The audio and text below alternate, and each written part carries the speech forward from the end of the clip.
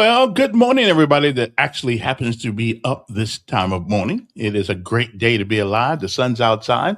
Going to be a warmer day today than it was yesterday, but every day above ground is a good day. So let's get up, let's get busy because you are still alive.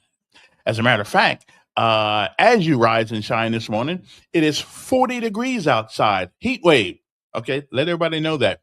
The high today is going to be around 72 degrees, low tonight 59.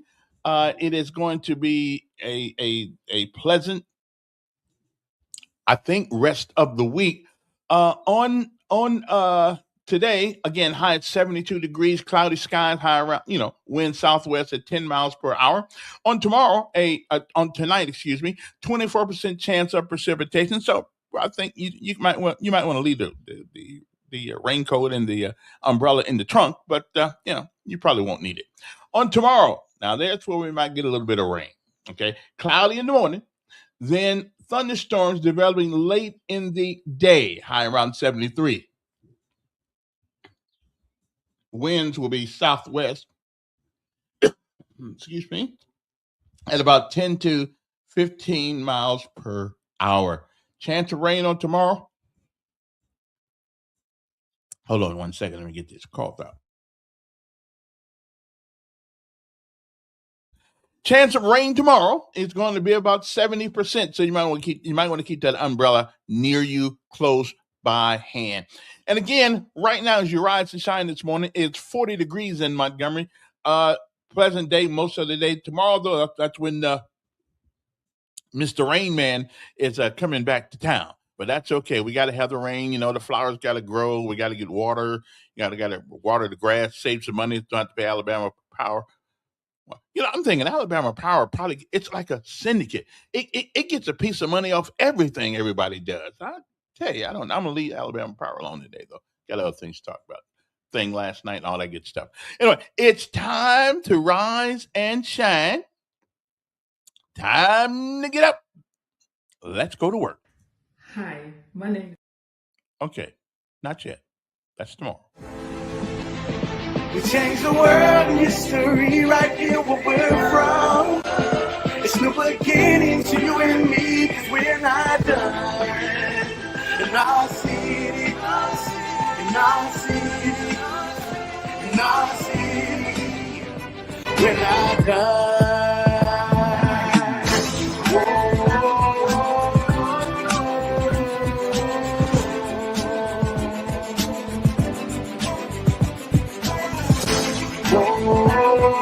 I appreciate that.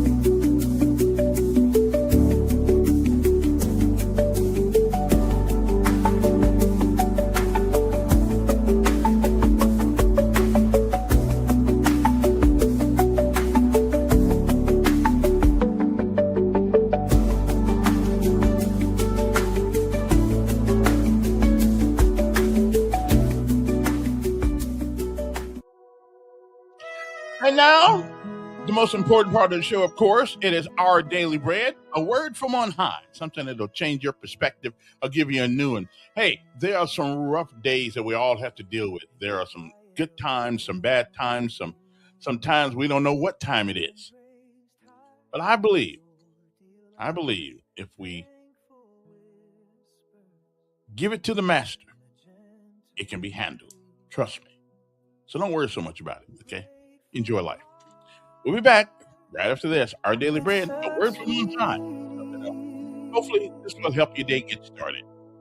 Thank you, Lord, for every breath I take, for the love that heals, and the joy you make in the tapestry of life. I see your grace every moment filled with your warm. God's mercy prompts us to be merciful. Our Daily Bread.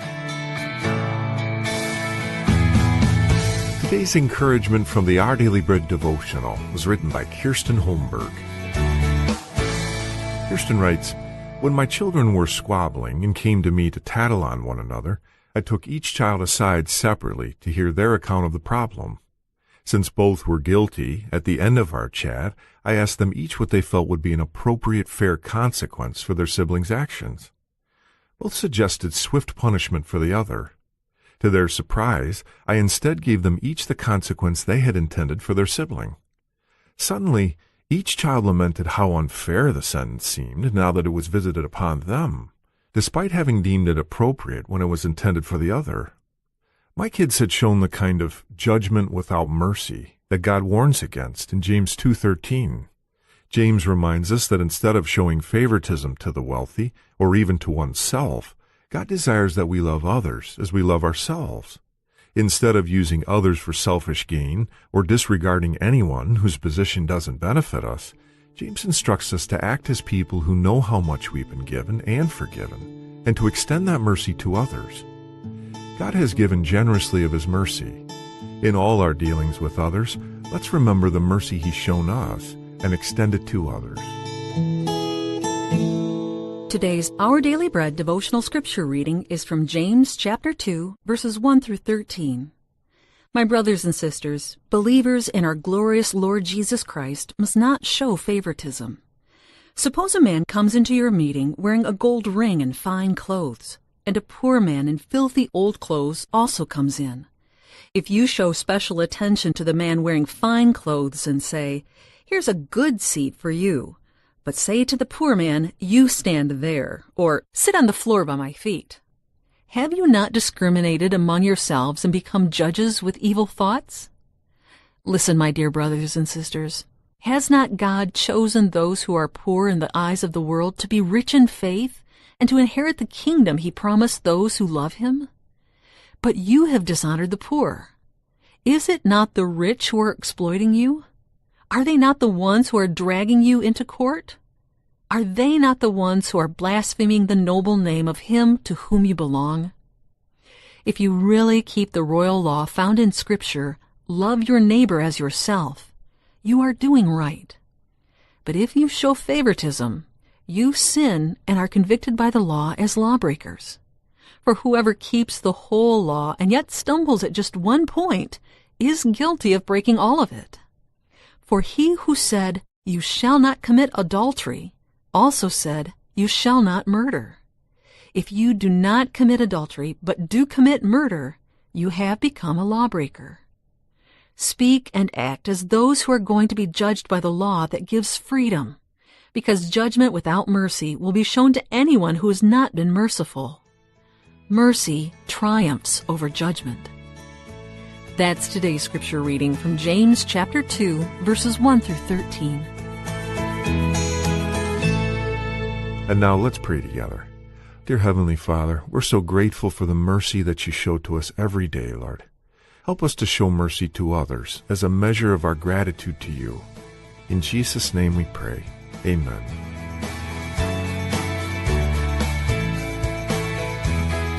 Today's encouragement was provided by Our Daily Bread Ministries.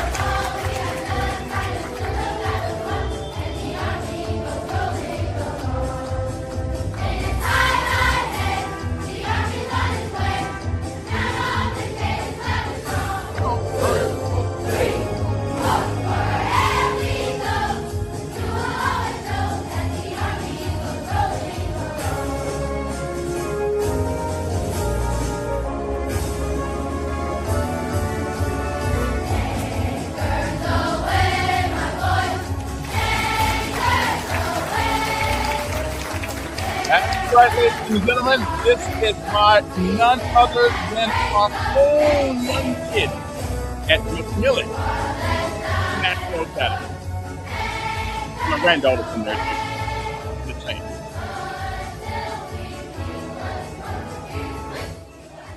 Don't they sound good? Of course they do.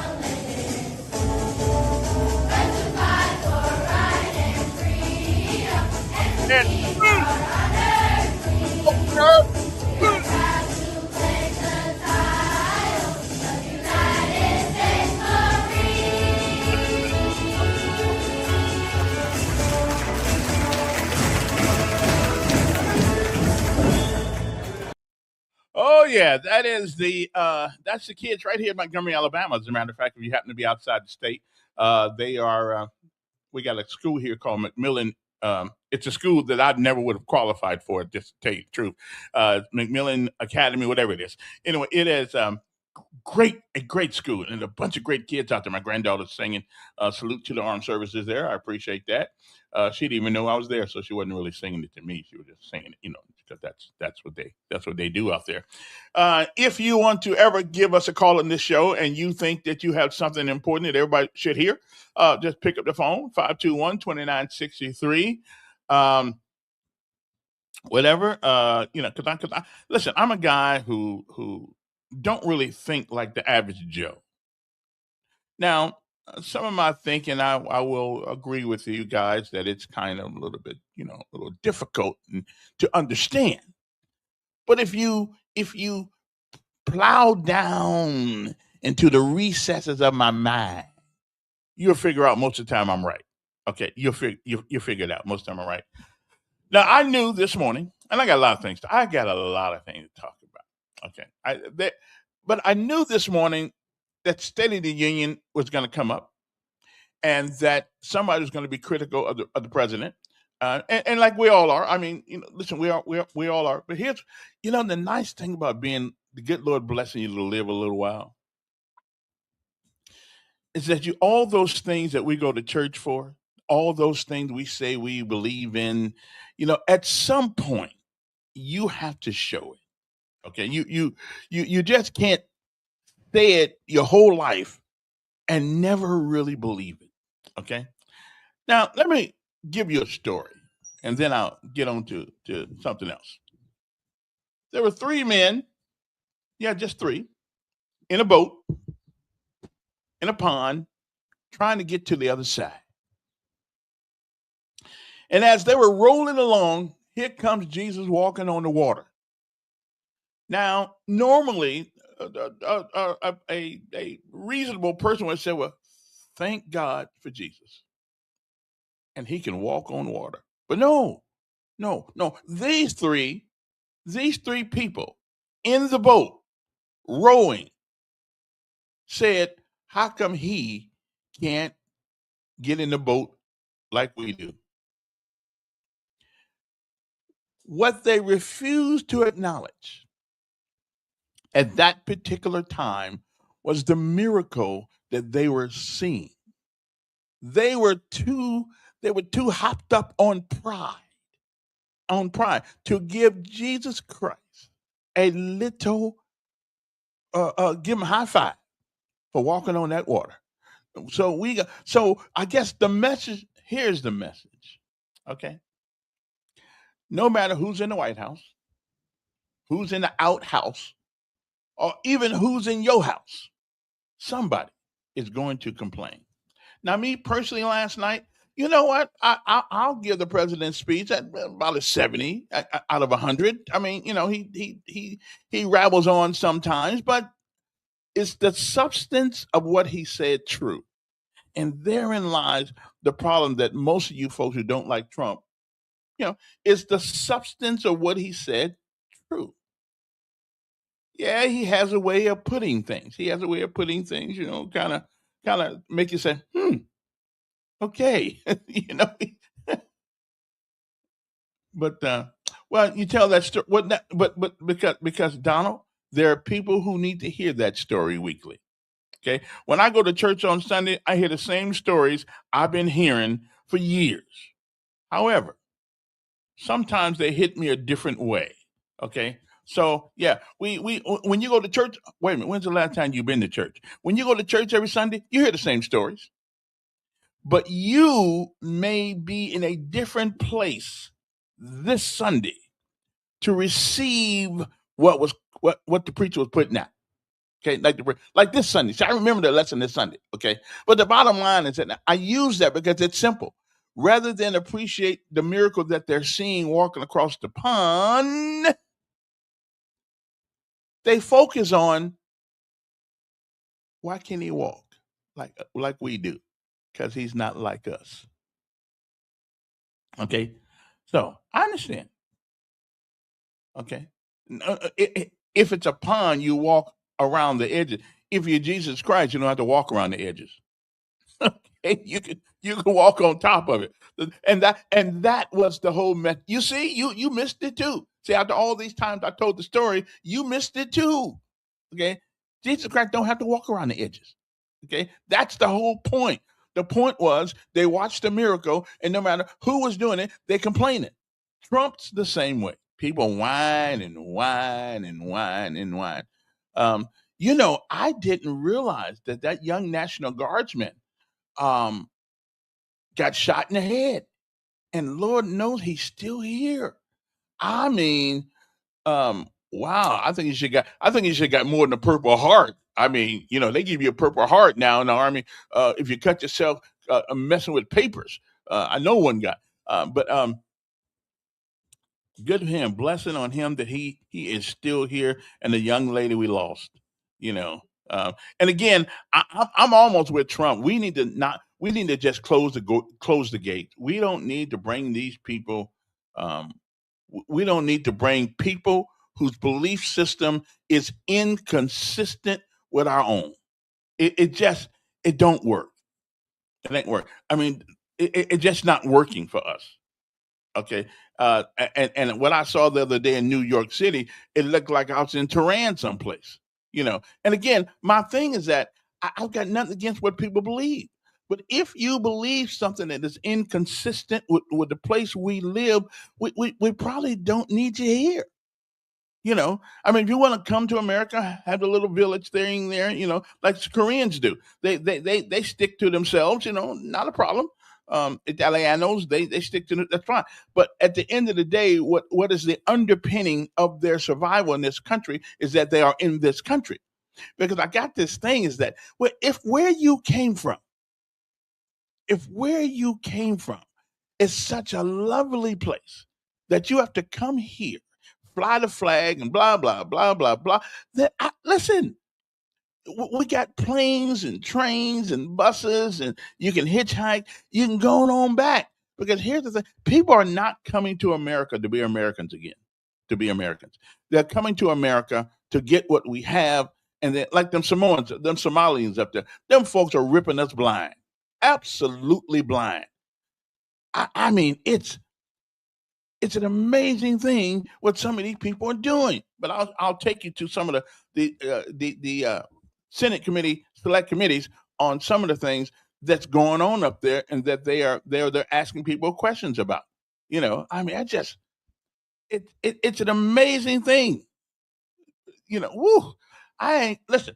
I'm not gonna ever talk about anybody on welfare again in America that happens to be born in America, raised in America, because them folks over there are coming over here. 83% of their families are on welfare, getting free money from the government. That's our money. I ain't mad at them. But free money, 83% of them. Wow. They don't know what a job is? I mean, come on, man. But anyway, but you know, we're gonna get people whining. Well, you talking about Cassidy? Well, I'm black. I've been black a long time. And then when I leave here, I'm probably still gonna be black. Unless there's some sort of miracle or something like that happen. Now I'm gonna be black. And if I ever come back, the good Lord said, Elkins, you want one more shot at this? You want to go back as black or white? I come back as black. I like being black. Okay. I don't like some attitudes that some of us have, but I like being black. Being black is pretty cool, as a matter of fact. You know, you can't ever, if you got skin blemishes, you can't ever tell if you got them because, you know, yeah. And man, my skin is real good in skin. My skin is kind of smooth there. So, yeah, you know, looks kind of good. Anyway, good morning to you. Hope this day finds everybody well. There's a Coleman County sheriff, Matt Gentry. He calls for the Public Service Commission to hold public rate hearings right now. He says, we have some of the highest power bills in the nation. So I'm glad to see that there are people out there who begin to understand what I've been saying for years. We're getting screwed, glued, and tattooed by Alabama Power. And I don't care if Dr. Joe is making a mint off of this. That mint's coming out of me. Okay? That mint must be coming out of me. Okay? Is that? So anyway, now I don't know if they do have that kind of surgery there, Don. See, I'm just gonna have to. Yeah, I feel better already. Would rather see Marine Corps flag next to Old Glory. Yeah, I understand what you're saying. Well, you know, what can I say? I would have been a Marine, but you don't even want to hear the story anymore. I've told it so many times, people tired of hearing it. Yeah, I would have. And plus, you got a name with a name like John Wayne. Honestly, with a name like John Wayne, man, you got to be all American, baby, all American. Okay, and to tell you the truth, the Marine Corps has the best uniform of anybody ever. All the service except those white things that the Navy guys wear. Now those look good too. Armies, we second. Okay, the Air Force is totally last. Okay, when it comes to the way uniforms look, the Air Force is totally last. As a matter of fact, sometimes you don't even know they're in the military. But that's okay. I love them still. They're still our bun. Okay. And but listen, send me one, and I'll put one up. I'll put one up there too. Okay, I'll put a Marine Corps. Matter of fact, I think I'll just get the one for everybody. I think we got one with 5 branches. We got 6 branches of service now, right? 6: Army, Navy, Air Force, Marines, Coast Guard, and Space Force. Okay, so we got 6 now. So okay, we'll find one with all 6 of them on there. But anyway, getting back to Alabama Power. The sheriff down there is running for a seat on the Public Service Commission.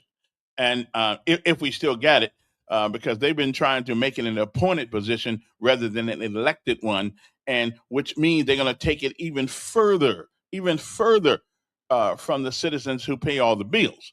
Okay. Coleman County Sheriff Matt Gentry, a Public Service Commission place 1 candidate, called Friday for the PSC to hold public rate hearings, which is what they're supposed to do, but they never really stop Alabama Power. They let them pretty much do what the hell they want to, which from where I can see anyway. Okay, from where I sit. Okay, I'm not mad at them. I'm just, I just think that what are you going to do when the power gets to the point that people have to determine whether or not they're going to live inside or get put out of the house? Because if you are on certain government programs and your lights get cut off, they take you off the program. You get Section 8, and now you're already catching hell because that's why you're getting Section 8, right? If your lights get cut off, they take away your Section 8. So what's going to happen to all those people if they keep on raising their bill? I mean, they won't be able to stay inside. Okay. And if you go down to, we got this thing in Montgomery called,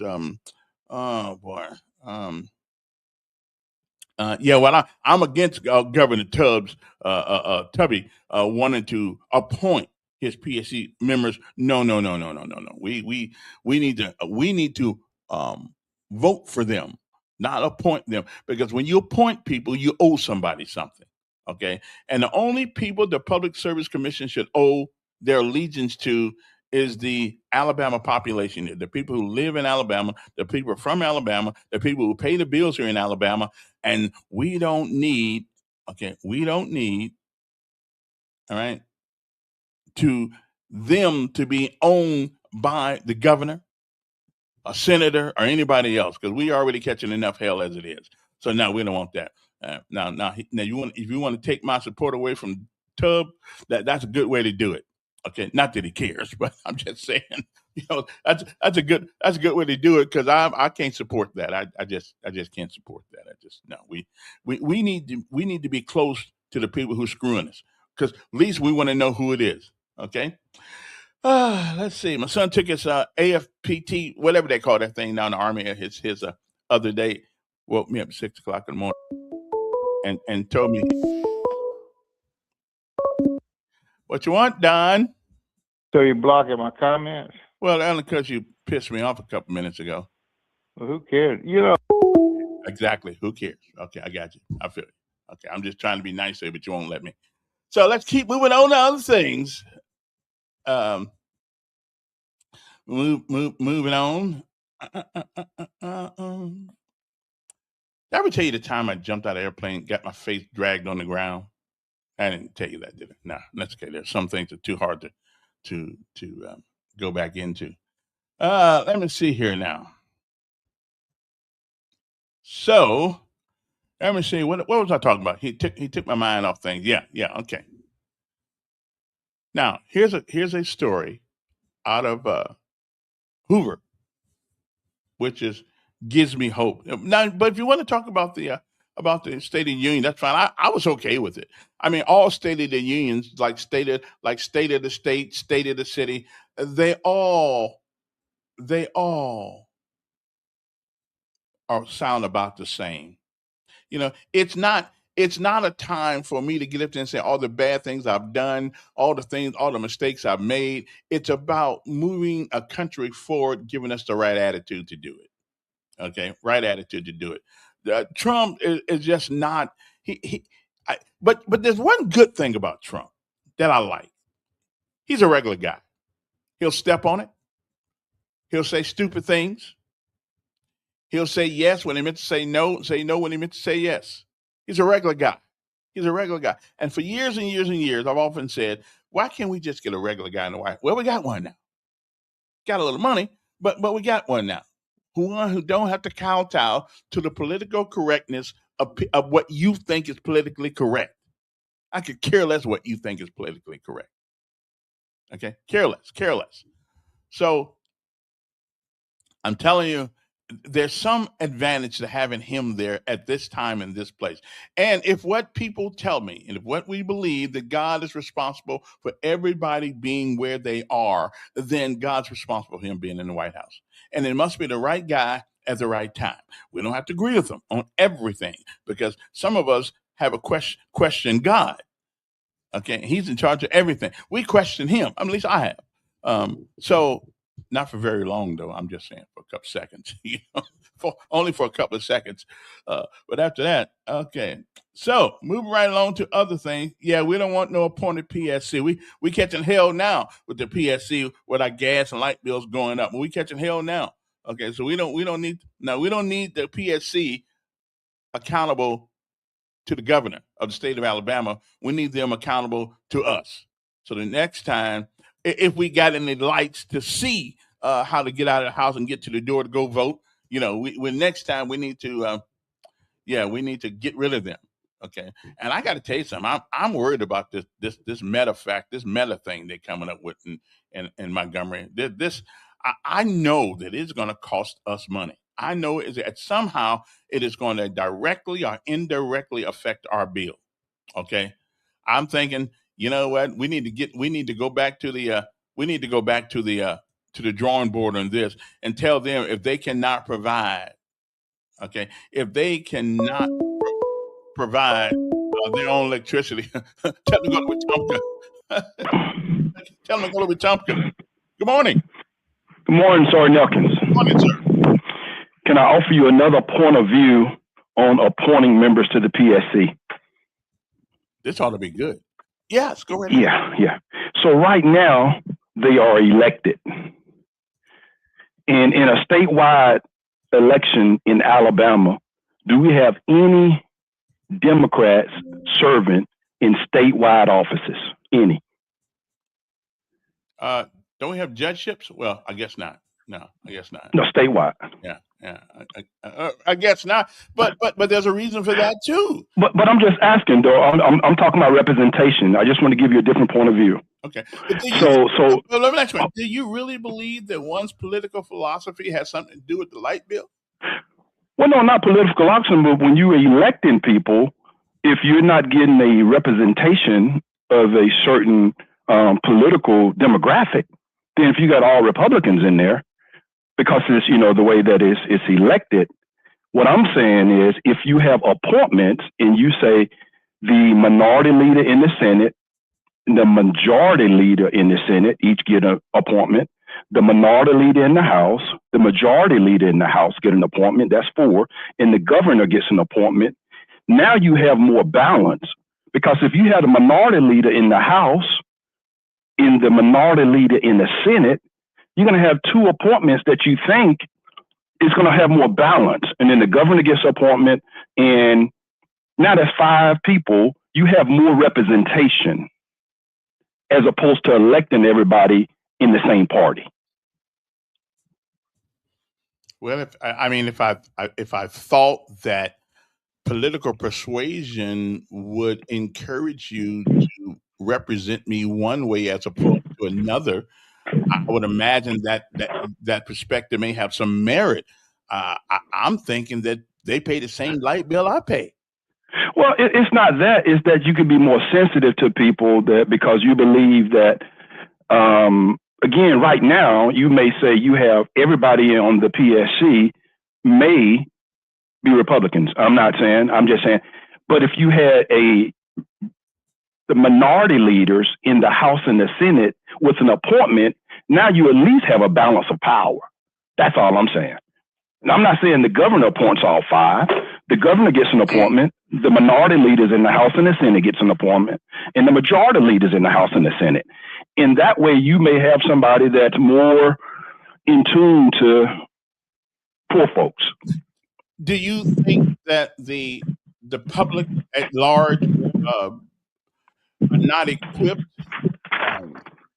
to? Jimmy, you don't know who you vote for when you vote for PSC. Being equipped, you don't know what their political persuasion. You don't know when you vote for a judge. Do you know their philosophy? Do you know their judicial temperament? No, they won't tell you either.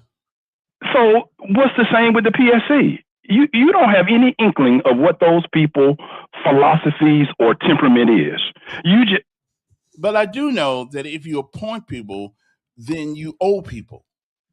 You don't owe people, Kevin. I serve on several boards, and nobody's ever asked me to owe them. I'm a commissioner with the Housing Authority, Commissioner, City Councilman Glenn. What do I owe Glenn for appointing me to the Housing Authority?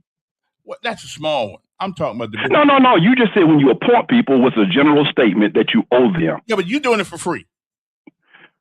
They get that's not what you said. You said when you appoint people, you owe them. You owe them to keep them abreast. Yeah. No, you don't, Kevin. No, you don't. I serve on several boards that I've been appointed, and I don't owe anybody. But you're not in charge of raising prices on people or lowering. But your thesis is when you appoint people, you owe them. That's your thesis. And what I'm telling you right now, when you elect people, you don't have any idea of what their temperament or their philosophy in certain positions. When I vote for a judge, I have no idea what their judicial philosophy is and their temperament is. Do you? Well, no, I don't, because they won't tell you.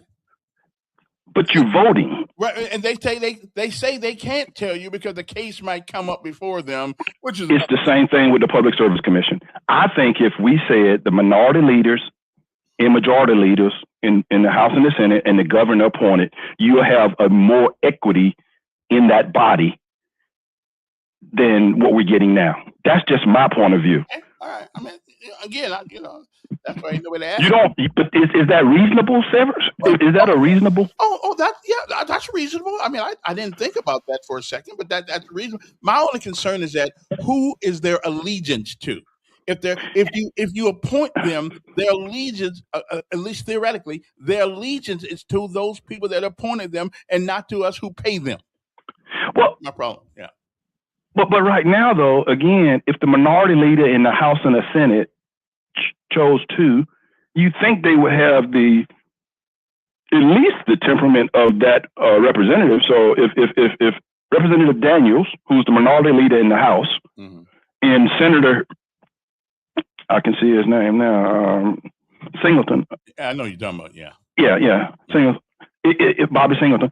If you have the minority leader in the Senate and the minority leader in the House that appointed people, if Senator Singleton or Senator or Representative Daniels appointed me, then I don't owe them anything, but to kind of have the mindset of is what are we doing for the people?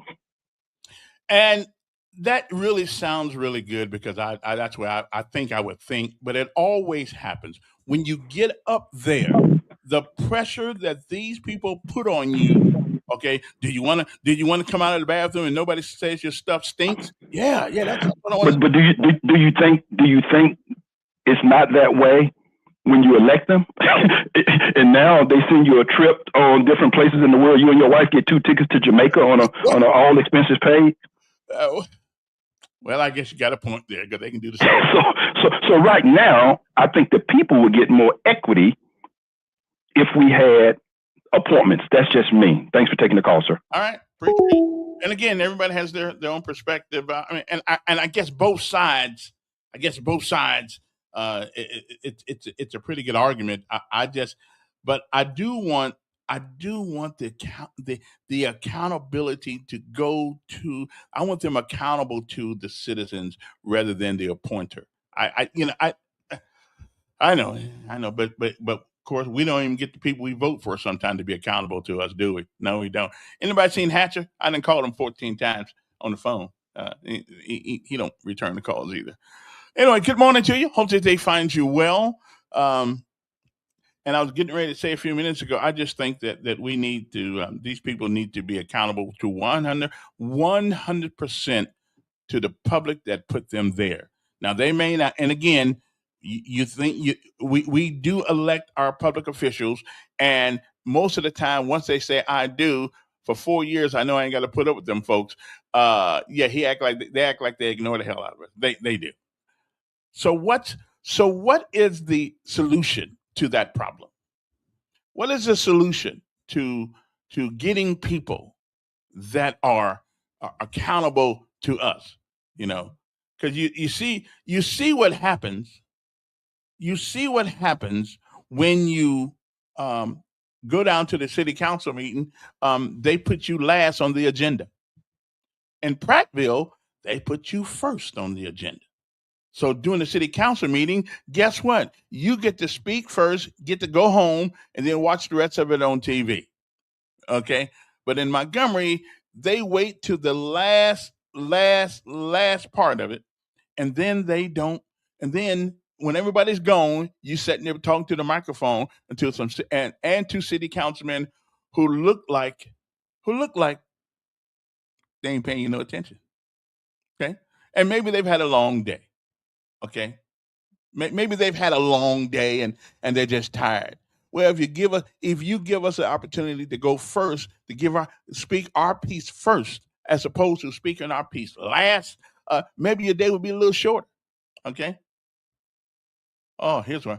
Daryl says, obviously, you are in need of History 101 course, Foundations of American History. Immigrants made the way their country. What? Foundation of American immigrants made their way to this country. Why? They made their way to this country because they wanted an opportunity to live free and have the opportunity to become or not become based on their own efforts. Not to come, grab a dollar, make it holler, and leave, or send it back to some other country, or bring their flags of their country. This is supposed to be their country. When they get here, when they raise that hand, at least at Ellis Island, they used to be, you would think. Good morning, Simply Days. Morning, Mayor. Morning. You doing okay today? I'm making it fine. Well, you ahead of the game then. So talking about appointments or elections, if you are appointed, and let's say you have a child or a wife or a cousin or associate that needs a job with a certain company, and that individual that appointed you has connections to that company. There could be some, possibly, and I wouldn't want to think that would go on, but it just might, pick up the phone and say, oh, by the way. I mean, reality is painful, and it's like a judge told me one time, it's good to know the law, but it's even better to know the judge. Yeah, well, yeah, I can understand that one too. and it's not about what you know, it's about who you know. And all you've got to do is look to any of these politicians, Republicans or Democrats, that go in there making such, what was their income before they went in? And it's all about relationships. And the older you get, Mayor, you learn it every day. It's all about relationships. All about relationships. That's what Rita Pearson says, and every child needs a champion. It's all about relationships. Oh, exactly. And it's not what you know, but it's who you know. And if you can say that you're not owing to this person, but it's about connectivity, it's about relationships, and it's about the I Am Somebody Club. And just like putting people like Twinkle, Twinkle, Twinkle, Little Star, I wonder where the hell you are. She's working putting people like the Trump administration at the moment. Yeah. See there's a perfect example of that. Yeah. But I don't know if she personally, but she got appointed to some job. Yeah. Well, she may not know him personally, but she knows the woman that's next to the woman that next to the woman. Yeah, they know. Yeah. I hear you. Yeah. They can get to him. And people get put in positions not just because of what they know, but in a lot of cases, just like your last caller, name recognition is everything. Well, like I told my son the other day, it ain't who you know, it's who knows you. Exactly, Mayor. That ought to be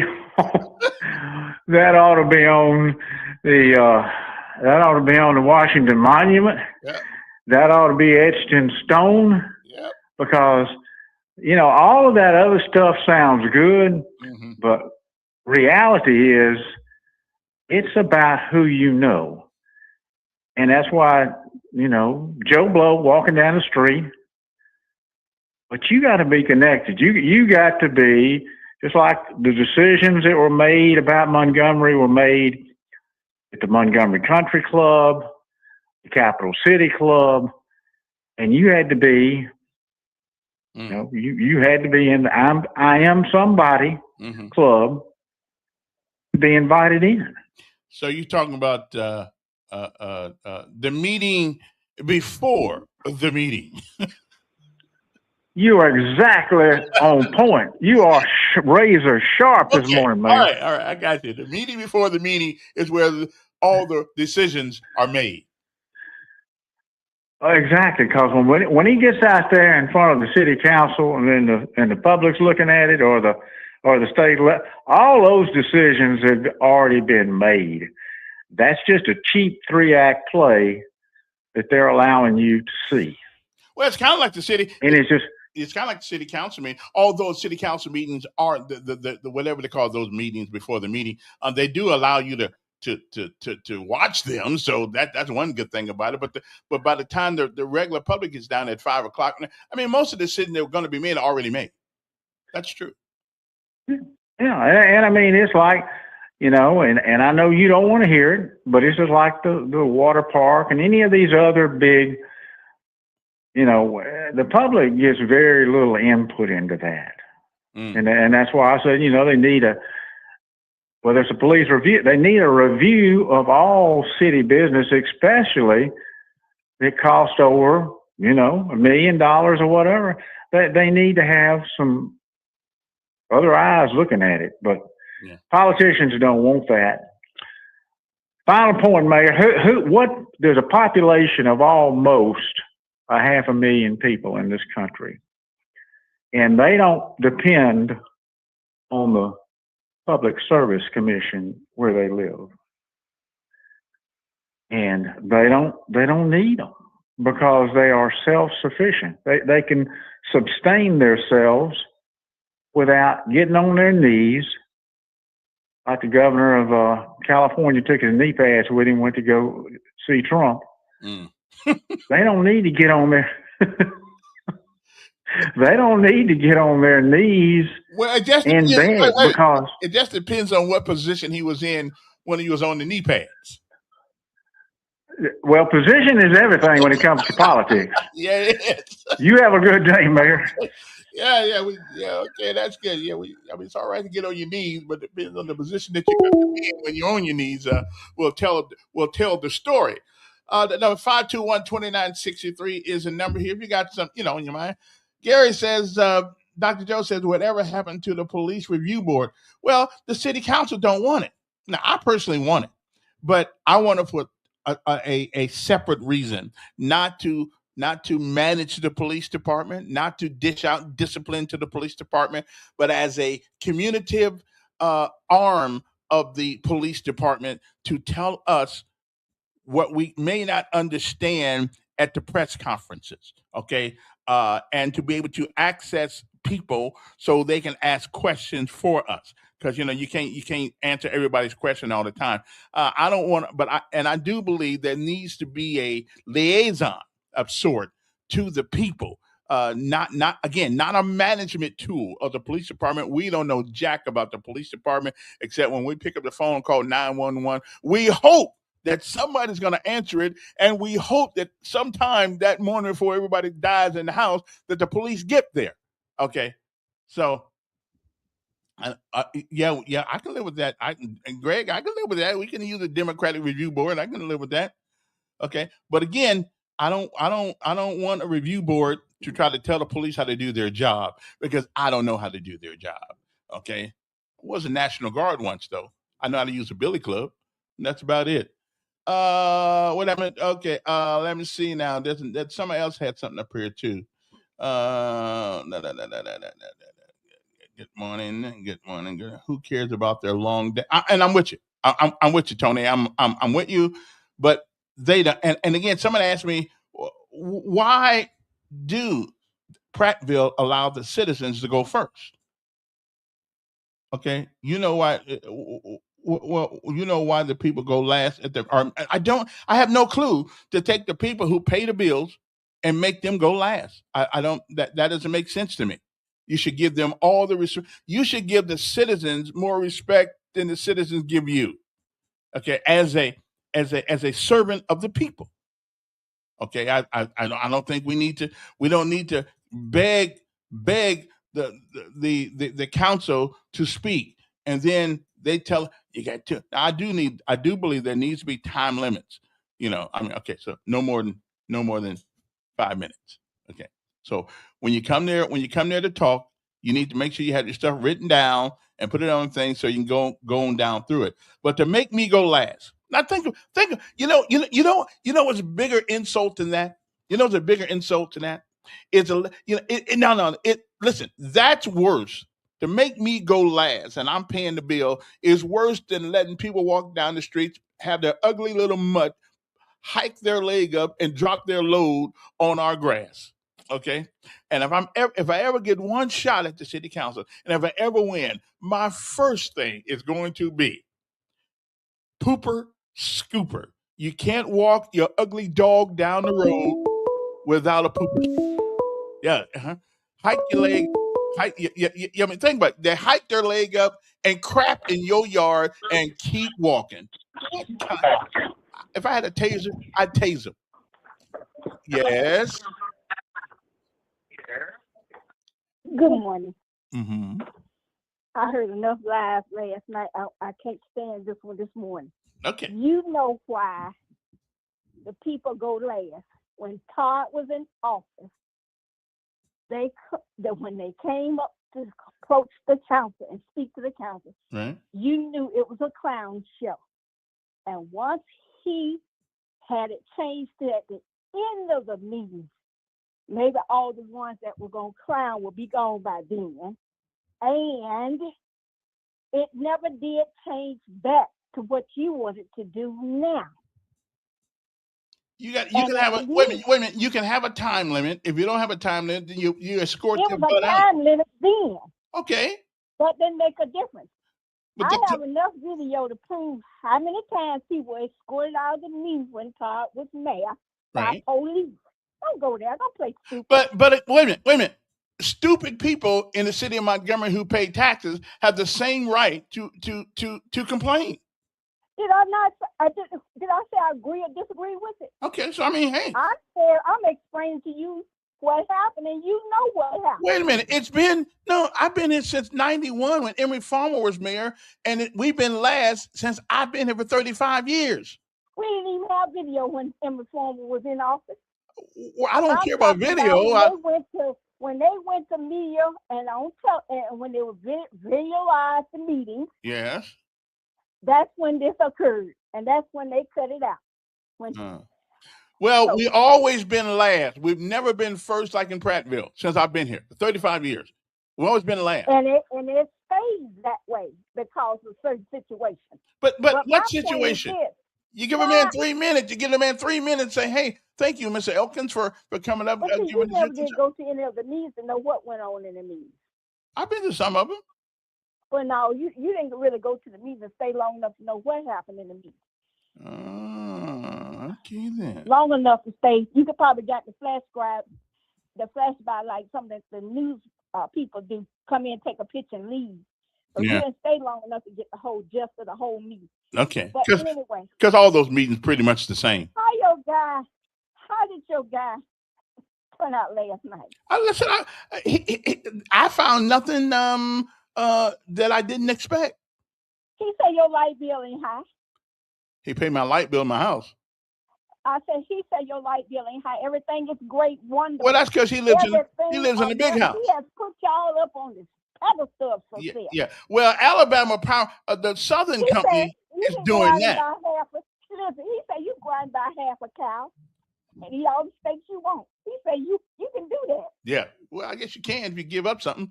But again, it was the same. Listen, all these State of the Union addresses. He said your houses are cheap. He said everybody can afford a house. Well, according to his mayor. It may not be much of a house, but he may be right. But it won't be money. I mean, if you can pay rent in an apartment, I guess you can pay rent in a house. I mean, I pay a house.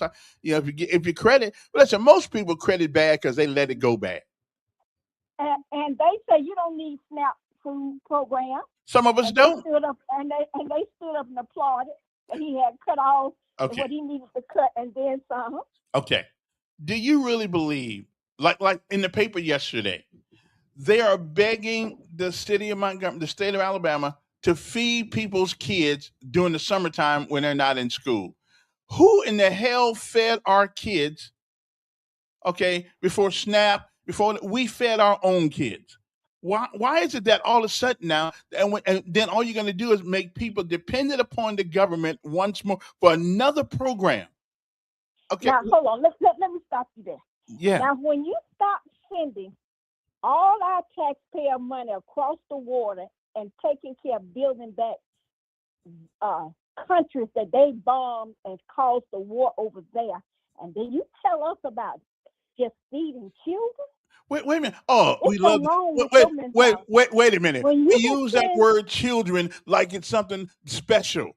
no, no, They've no, no, been no, no. making children since When children been you born. tell him, when you wake up in the mornings and tell him to stop sending billions to a peace, Can I give you whatever it's called, let- a let- peace accord, then right? you tell me something about Well, let me now. tell you now. Let me tell you why I disagree with you on this. First of all, um, I asked the preacher a couple weeks ago. I said, why do we keep sending money overseas to churches? Why do we keep sending things overseas to help other people when we pass up people here and not help them? And he gave me one of the most fantastic answers that I never thought of. He says, how many churches did you pass coming here? Oh, I passed one just about on every corner. He said, therein lies the problem. We have the opportunities in this country. Whether or not we take advantage of those opportunities or not is up to us. He said that's why And they tell send the it. That's why pastor, they send it to other places. and tell the pastor, when you go and associate yourself, join a church that can look out for your best interest at all times and feed the people, which some do every time, and you all talk like they do not. We have Then you tell listen, me about what a what church the churches does. on every corner should do. You don't know what they do, What a church, and that's but why I you're never not up say in church. there. That's why I never say again. And a long time churches don't do that because I don't know what they're doing. A lot of them are doing That's great right. things. But I can tell you this much: we do have the opportunity in America if you really want to make it and you're willing to put in the work. I mean, work. You can make it. You will be a lie. The truth ain't in you if you said you couldn't. But you got to be willing to put in the work. You can feed your own kids. Stop smoking cigarettes. Stop drinking beer. Stop buying too many sodas and candy. You can do it. It'll be tough, but you can get it done. My mama got it done. There was 8 of us. They got it. We get it done. A hell of a lot less money. But we got a program. The Democrats. If you give the taxpayers all their money, don't deduct any taxes out of their check, they'll be able to do many things that they Well, want the government at does their need. house. Well, the government does need money in order to survive. No, I don't. It don't. You said let the people handle their own affairs. Let That's the people. people keep all their money that they go to work every day and earn But hard-earned money. wait a Let minute. them get their entire check, Fire and departments, let's see if we police, can make it work. fire departments, police departments, paving roads, pick up the garbage. That's a government entity. They need to be funded. My point is, let the people handle their community. Since you said let the We people don't have handle no. We don't have no trash dump site that we can put our trash in. Listen. You have police living in communities that can guard their own communities. You have firefighters that live in neighborhoods that can put out their own fires. Why do you think they got these communities with volunteer firefighters? Because they don't have enough people. They don't have enough people to raise the money And you mean for tell a real me fire department. 200,000 people in Montgomery, the city of Montgomery, we don't have enough people when you got all these fire stations on every corner? Well, we you got those fire stations because the government's paying for them. Like I said, give the people their money, and then you won't have no more complaints about the people anymore. You're a Democrat. I'm gonna say that to the end. You're a Democrat, aren't you? You vote Democrat, don't you? I don't have to be nothing but what I am. But you do. But you do like vote keeping Democrat. My money. But you do vote Democrat. Like keeping my money. See, I look out for I gotta go. money, 8 minutes of this is enough. Home and okay. Is working. All right, bye. I got you. I got you. I just. Whew. Well, anyway, everybody's got their perspective on how to run things. All I know is that we're looking for the government sometimes for too many things. We really are. Yesterday, a bunch of black kids and two or three white kids. We need money, $14 million, so we can feed our kids for at the schools for the summer. What's your job? I mean, seriously, what's your job? Isn't it a parent's job to feed their children? Even if they don't eat, you feed your kids. So And that's all Democrats offer. It's another program, another reason to be tethered to the government. Another reason to owe the government, to get down on your knees and bend over and say, put it right there, because that's what they're doing. They have convinced you that you can't do it. All the education, Montgomery at one time had 52 schools and got one of the worst school systems in the state of Alabama. So it ain't the number of schools you got, it's what you do in them. Okay? When Valiant Cross has shown us the way. You can have private schools have shown us the way. If you want much, you must expect much. Okay? All right? Somebody said stop paying the nail salon. Who promised the police review board? Well, I'm all for it. The Citizen Review Board was promised to the people, but like everything else, it went silent night. William, I agree with you, because you can promise anything. Now, what we need in Montgomery and Alabama is recall. Okay, recall, the ability to recall people who don't keep their promises. Okay. That's what but we don't have that. And the legislatures are not going to vote for something that is, shall we say, against them. Okay. Because it's not about us. Okay. It is about them. Anyways, 8:07 in the morning. Got to take a little break. We'll come back. And don't forget, our show's been brought to you by One Stop Wireless. One Stop Wireless. You know what that is? You know where that is? You don't know where that is? Okay. One Stop Wireless is located at 3445 Atlanta Highway. Right on the corner of Atlanta Highway and what's the name of the other street down there? And Coliseum Boulevard. Okay. You want that? If you have a cell phone, if you need a cell phone, they can hook you up. Okay. They're professional. They are competent in what they do. And now here's the one good thing I like about them. Let's say you got a phone from AT&T, Verizon, somebody that stuck the meat to you, and the bill kept going up, and up. Well, they can take that phone and put you on a service and get that phone back to working. I don't know all the innuendos, the ins and outs of that, but they can do it, because they did mine. Okay, so you need to give them a call. That 320-2988. Now it's time to look in those drawers for all those phones that you used to have that you don't have to go buy another phone. I stopped chasing. I was paying my phone bill the other day. The guy said, "Oh, you want the Apple 17?" I said, "Well, what does the Apple 17 do more than the Apple 15?" And that's why I got the 15. Right? I'm through chasing. Same thing. It rings, ring. Hey, who's this? Hey, George, how you doing? Okay. The Apple 17 does the same thing. The Apple 15 does. The Apple 15 does the same thing.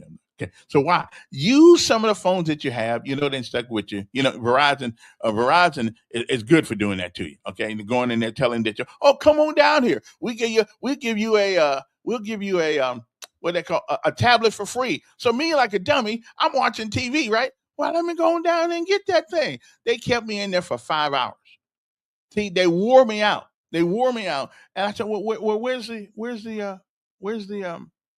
tablet I'm supposed to be getting?" So they gave me a tablet, and then I looked on the bill, and the tablet was on the bill. I said, "But you told me that if I buy the phone, I get the tablet free." "Oh, well, we just put it on the bill for inventory purposes." Bull crap. Okay. Stop the mess. Stop the insanity. Go down here and see the folks at One Stop Wireless. No jokes. No manipulative.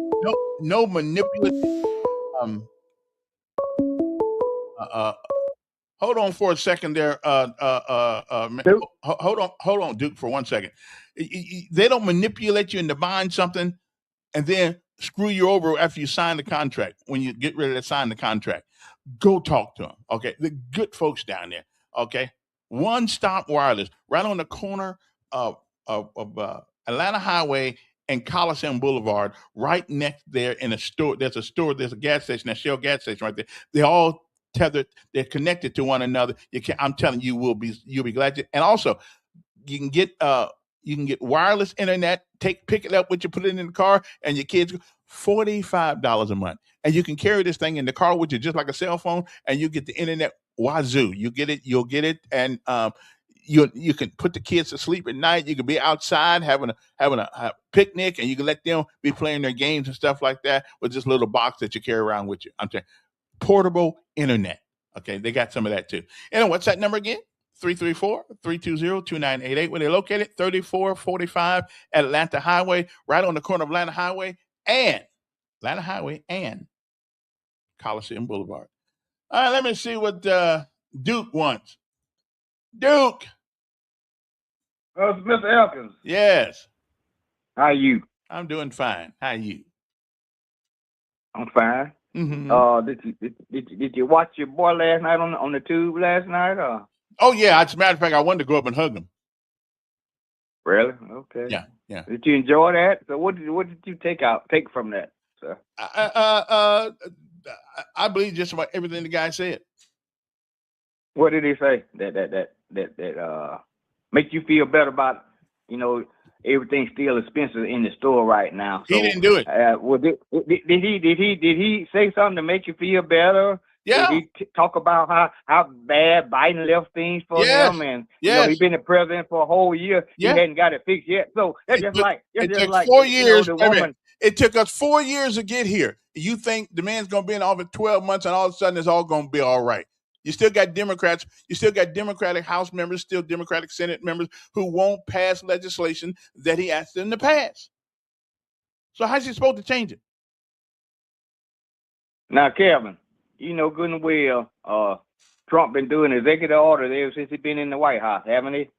And just about all of them have been challenged in court. We didn't have his Republican Congress voted on anything. Trump been doing all this on his own, so hell, he don't have any excuse talking about what other folks haven't done. He's been doing it on his own. So the president don't pass. Why haven't he got it done? Why haven't he stopped this Ukraine war? Because you can't do everything to executive. No, wait a minute now. This guy said he done stopped 8 wars. Yeah. He laughed at him last night on that one. Listen, I was he glad done stopped 8 wars, but I'm glad Ukraine war, he spoke on that one for half of a brief. Yeah, I'm glad he did. So now,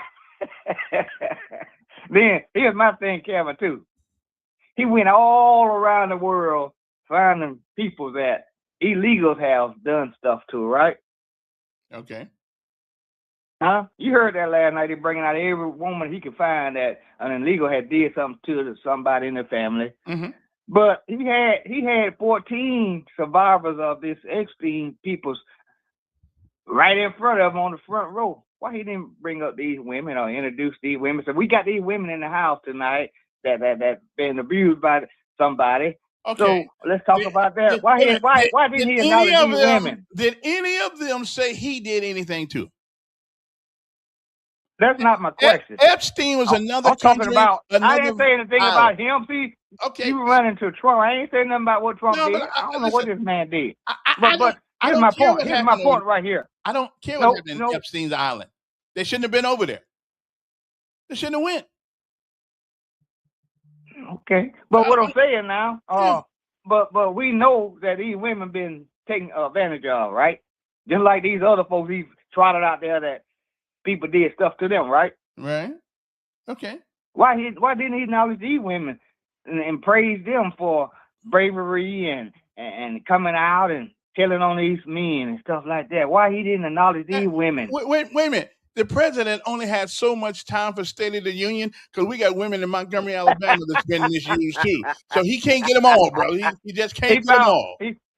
He found time to bring the hockey players out there and everybody else. He found time to run that down. Hey, they did something that ain't been done in 46 years. They won a gold medal in hockey. These women did something that been done in 40-something years. Had they been taken advantage of like that?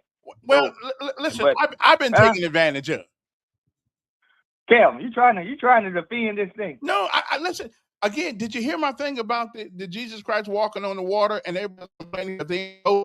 Listen, you know what Trump does, no matter what he does, hey, see, complain about it.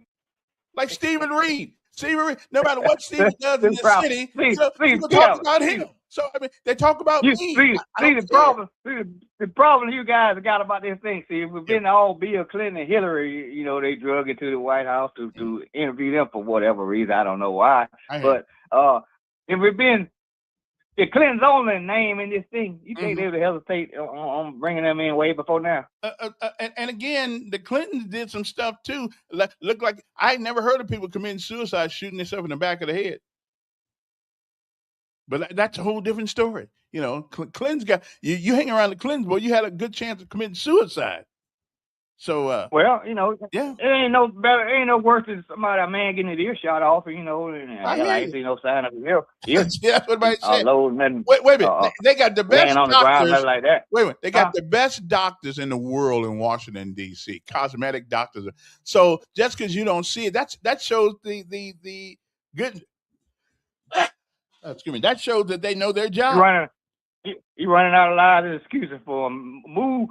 While you up at button now, move them beans to the side and You know them what? damn collard greens Look to the here, man. side so you can see and Listen, smell a little bit better. I got Huh? to take a little break here right now. Go get my cup of milk. And Take your little break. Please take your break. Please. well, I got to take my little break here. Be right. Give me 3 minutes. Give me 3 minutes. Okay, then I'll be back. And I've got to have at least 3-minute break per hour. Okay, so we'll be back. I got to get some milk because milk is good for the body. Okay, it's good for the body. So I'll be back right after this. We'll continue this intellectual discussion on the political world by which we live in today. So we'll be back. Don't go nowhere. I promise. I'll be right back. 3 minutes, and we'll be back.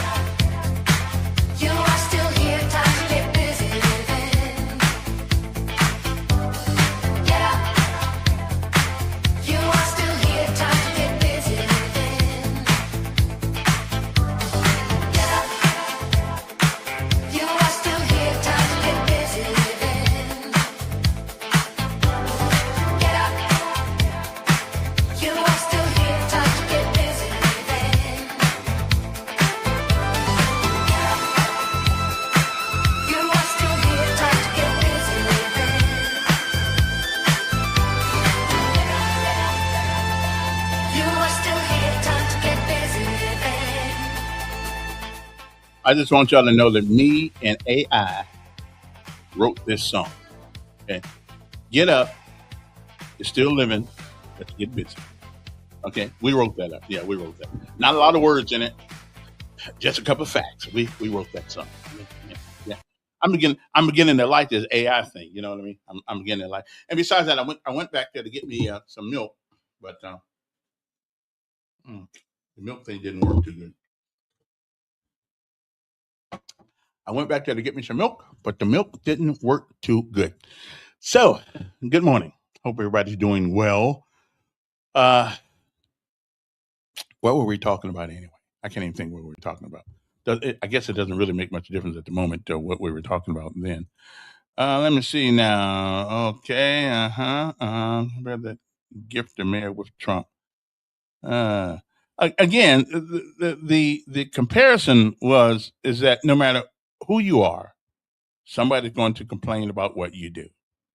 Again, kind of like the whole thing with the Jesus walking on the water and the guys going across in a boat complaining that he's not in the boat with them, rather than understanding the miracle that was before them. So I'm just saying, no matter who you do, no matter who you are, somebody's going to complain. Okay, if he's you left off dudes random. That's true. I mean, so somebody's going to complain about everything. So I don't really listen to I make my own judgment of people, and we all look at each one of these politicians, and listen, let's not even. I haven't even began to get on the ones in Alabama yet because I'm trying to see. I'm looking for. Does anybody know? Is there a sheet someplace that has everybody that is qualified for the Republican as well as the Democratic primary? Are those primaries on the same day? I think 19th of May. I believe is when they are. I've been looking for a because I'm trying to get a whole lot of. Now there's a young man. He's a Democrat. I ain't holding it against him. He's running as a Democrat, but from what I gather, now he's running in the House District 74, and from what I gather, from what I know of his parents, I know this. I know he's probably going to be squared away.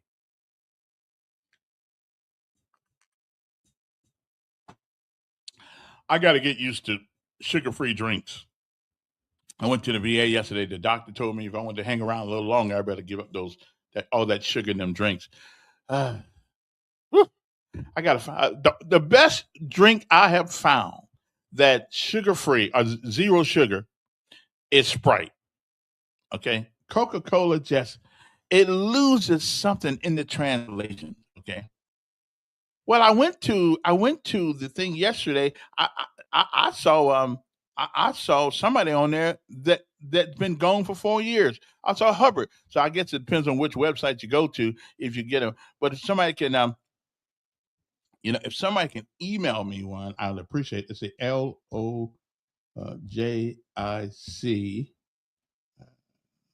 2025 at gmail.com. Okay, there we go. Now, if somebody could, this is my Coke Zero. Yeah, I tried to, well, yeah, that's how I'm drinking right now. It's Coke Zero. And it just doesn't, I don't know, it just doesn't motivate me. But I don't want to get motivated to the grave, so I guess I just got to give up the sugar drink. So, okay.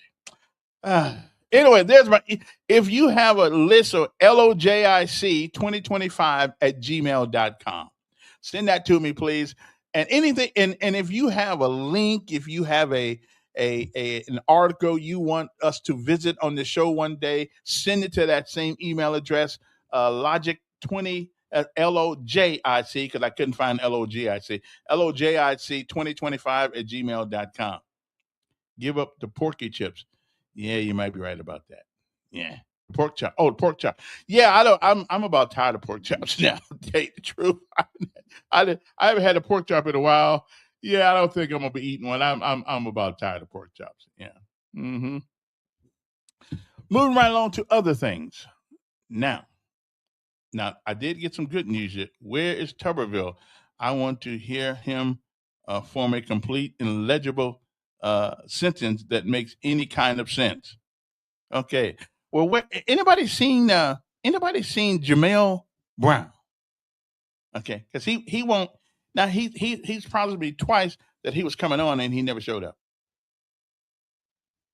Mm-hmm. I know why. But they got this young man right here. Now I want y'all to look at this guy. Where's he at? Right there. Oh, there he is right there. Okay. I got this young man right here that's running for House District seat 74. I'm gonna see if I can talk to her about it, because I'm somewhat interested and see whether or not he has anything to say that's interesting. He's kind of young. Okay, that's him right there. Okay, the young man. Yeah, right here. Yeah, that's him right there. His name is young fella, and he's running as a Democrat. Now, he don't look like a Democrat. In there. He looks like a good Republican there. but I guess you're distorting my image of what Democrats look like, because he is that's him right there. With a good looking kid, and his name is Smith. Okay, and I think Austin Smith. I think his dad is a well-known fella in town. I'm not gonna, if he wanted to put his name on the Facebook page, he can. And the only thing I got against him so far, he's running as a Democrat. Other than that, though, I'll tell you, I'm sort of he's an engineering student. As a matter of fact, he's a smart kid. Now that helps him out with me. He's smarter than I am.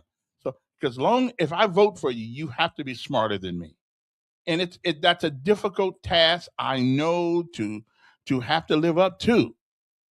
But however, somebody has got to be smarter than me out there. Somebody's got to be a lot smarter than I am. Anyway, so that's him. I'm trying to get him on and see what's on his mind. He don't look too old, though. I think he's like in his 20s. Normally I don't trust people in their 20s because they just don't know a whole lot. But that's okay. I'm gonna give this guy a shot at convincing me that he is he's worthy of my vote. Similar days. Oh, wait a minute. I gotta put.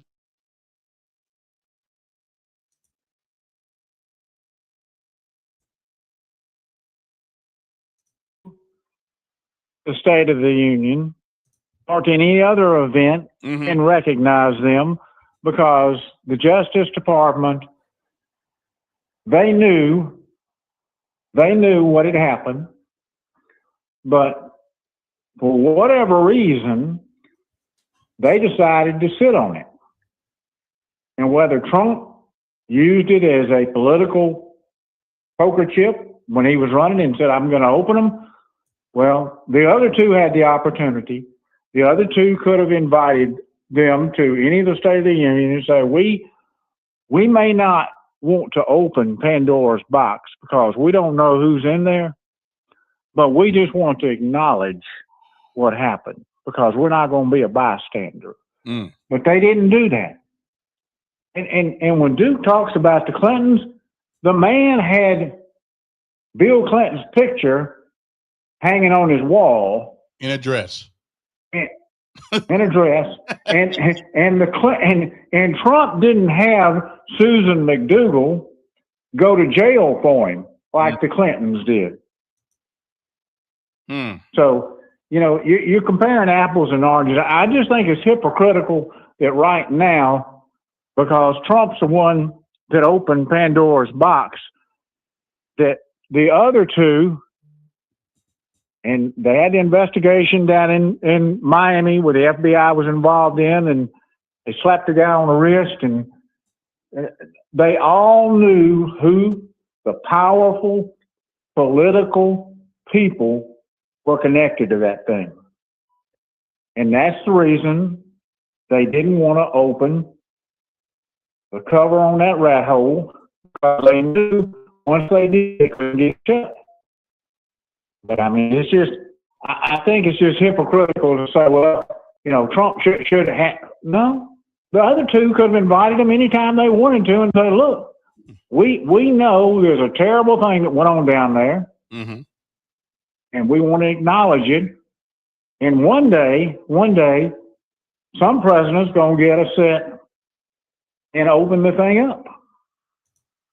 Yeah. I mean,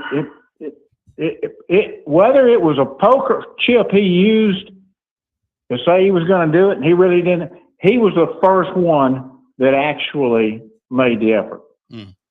Have a good day. All right, appreciate it.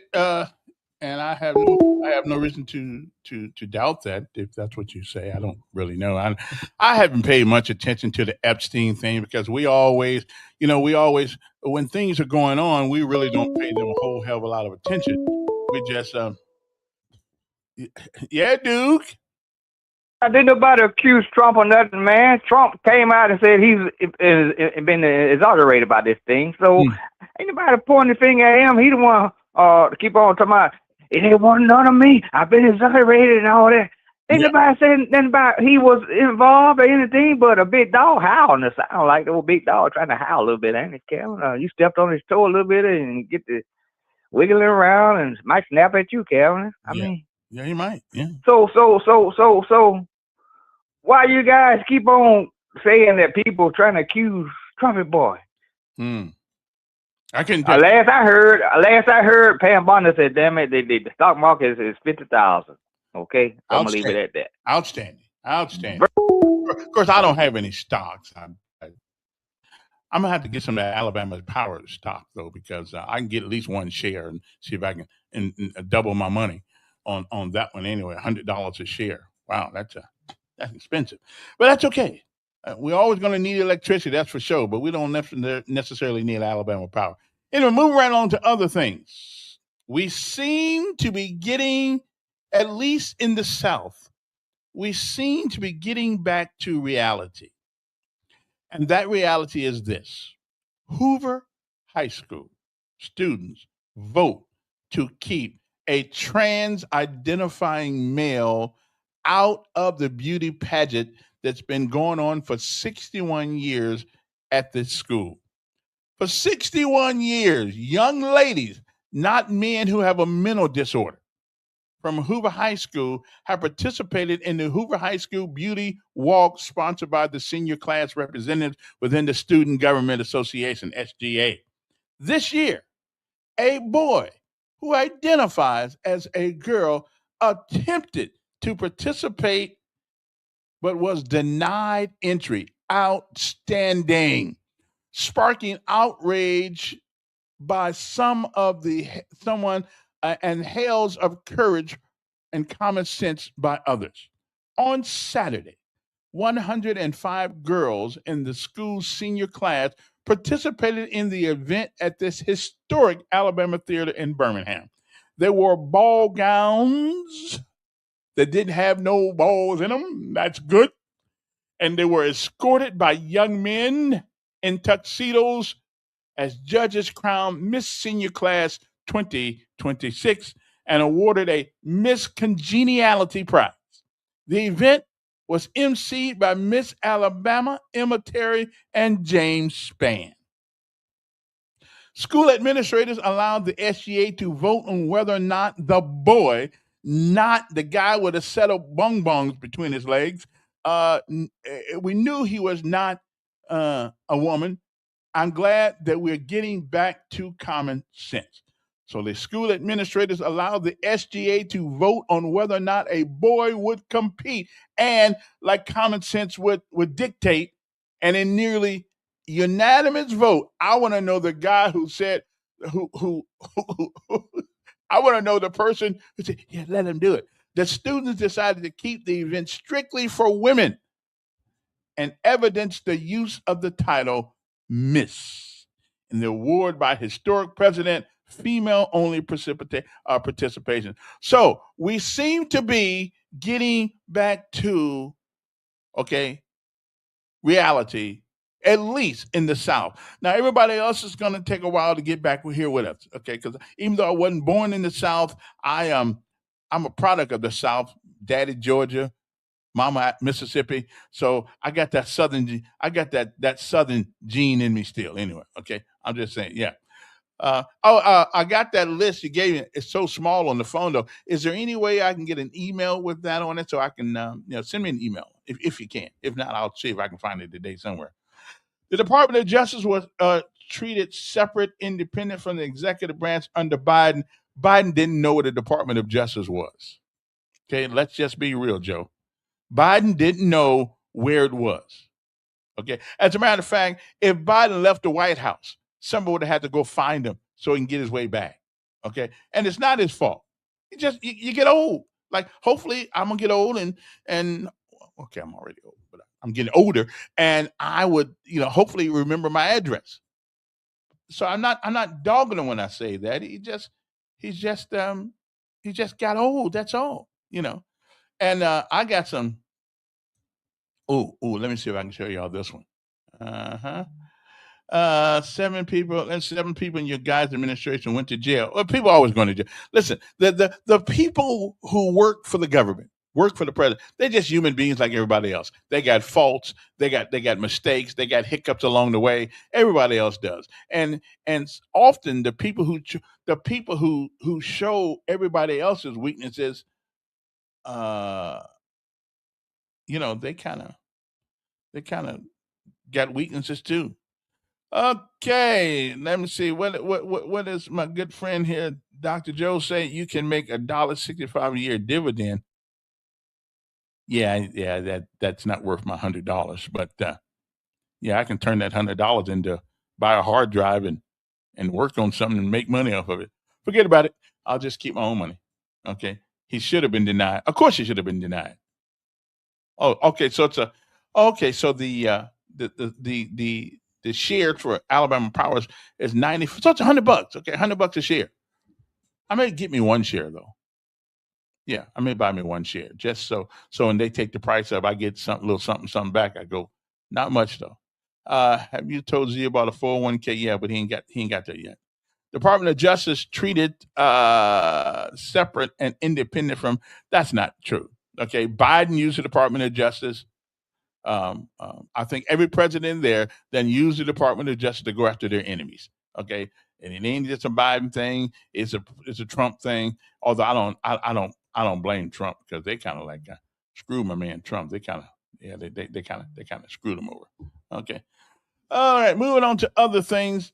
Now, I have a question that I know it's not very important.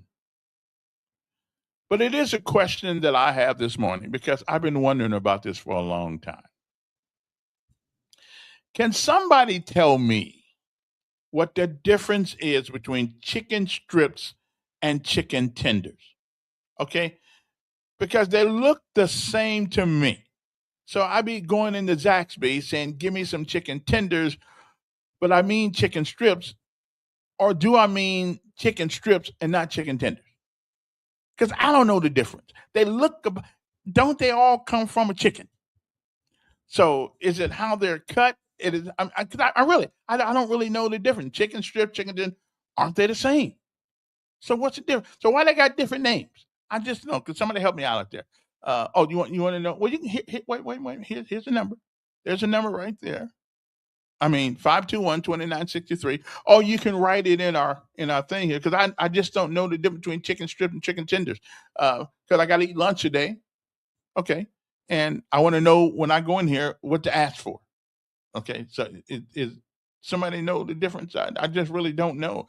Or is there no difference? Okay, I really don't know. So maybe somebody can tell me the difference between chicken strips and chicken tenders. Okay, so let's see. CICHCKE, chicken tenders, or CHICKEN, okay, STRIP, chicken strips. Because see, is there a difference? Are they just getting over on it? Because in America is the only place where a chicken wing miraculously becomes 2 because you break it. So during football season, you break one wing and now it's 2 wings. Now, rather than charging $1, you can charge $2 for one wing because you broke it, and now you call both of them wings. Listen, it's ingenious. Chinese must have came up with that because it's ingenious. You can pay for one as if you were buying two. Okay, I'm just saying. I'm just asking the question. It is an amazing thing. Okay, 7 people in your guys' ministry went to jail. Okay, who cares? I don't care if went to jail or not. All right, does a chicken have lips? Oh, of course not. Chicken doesn't have lips. Does anyone think Trump will have to pardon his entire family if he leaves office? Probably not. But the Bidens, they may need some pardons. Chicken tenders or chicken strips? I don't know the difference. So somebody can tell me what the difference is. Is the mayor going to do anything about the panhandling homelessness in the city? That's an interesting question. The mayor is sympathetic. Mayor is sympathetic to the panhandling population. He's sympathetic to them, and it seems as if he, listen. I'm sympathetic toward them too. Don't make me think I'm not. But there's a place for everything, and if I see one, the problem is I don't know who needs help and who doesn't, because we get jerked around. But the mayor is pretty sympathetic, and I guess we all are to a certain extent. To the people that sit out there in the streets on every corner and beg for money. Sometimes, like Sunday's church service was it hit me right there because he was talking about, well, we shouldn't be selective in our what was the word he used? Can't think of the word he used. In our giving, in our passion for people, even if we think that they're getting over on us, it still doesn't hurt us to give, and which I don't mind. I would just like to have a place in Montgomery where we do that. So we feel like giving. We go down to Beggars Row, and we give money. Okay, go down to Beggar, but every corner, every day, it's nauseating because everybody needs money, but most of us out there trying to work for it and get it. Instead of sitting on the corner talking about I'm a veteran and I need help. Well, if you're a veteran and you need help, you get the check. Okay, if you're really a veteran and you legitimately need help, you've been hurt, you've been injured, you are getting a check. I don't feel sorry for you because you're walking around with a sign that says I'm a veteran. And most of these guys spent 6-7 months in and got out in basic training. So I don't, you got to do better than that. You got to show me some ID. Okay. So I think we ought to have a place in Montgomery where people, it's got nothing to do with the First Amendment. What idiot came up with that? I don't know. What in the world? Now I could see maybe carrying the sign would be First Amendment. I guess you could stretch that out, but getting my money, no, that ain't part of the First Amendment. But I guess I can kind of see.